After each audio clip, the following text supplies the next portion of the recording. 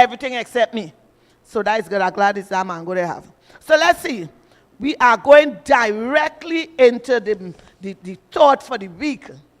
It says submission to God's will comes as we die to our own desires and ambitions. What did I just say? Submission to God's will comes as we die to our own desires. You know, what I want for me, and myself, right? And ambition. And this opens the way, submission opens the way for true service to others.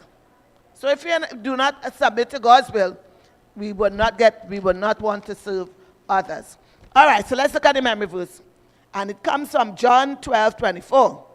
Most assuredly, John says, I say to you, unless a grain of wheat falls into the ground and dies, it remains alone. But if it dies, it produces much grain. So, in order, you have to die in order to live. All right. Now, 3 things we want to look at quickly on the Sabbath afternoon. 1, when Jesus was talking in John there, we see here, first of all, the grain of wheat. Now, everybody knows that wheat is the foundation of flour. All right, that's why flour is so expensive, because Ukraine is one of the world's greatest producers of wheat. And the war right now with Russia, just about 3 weeks ago, a shipment of wheat left.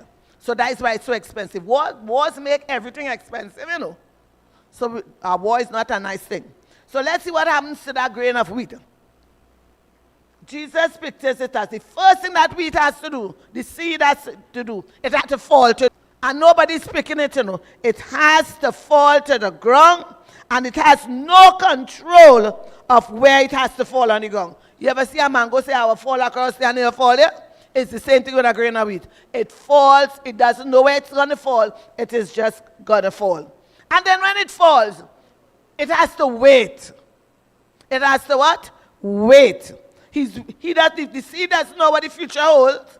It just is waiting there. And then after time, the soil will cover it, or part of it, and guess